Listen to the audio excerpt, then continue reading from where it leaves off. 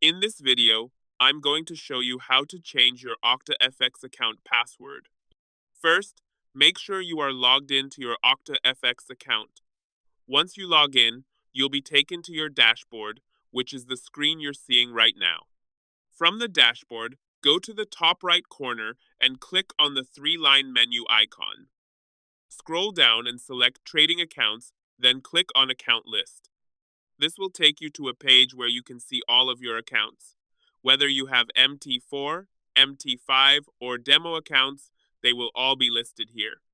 To change the password for an account, simply choose the account you want to update.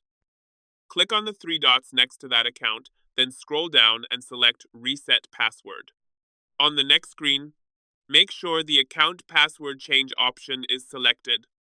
Also, double-check that you've chosen the correct account. Once everything looks good, click on Submit.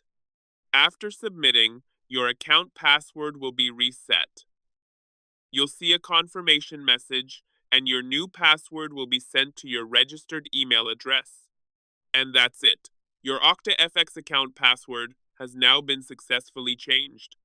If you found this video helpful, please like the video, subscribe to the channel, and turn on the notification bell for more helpful tutorials.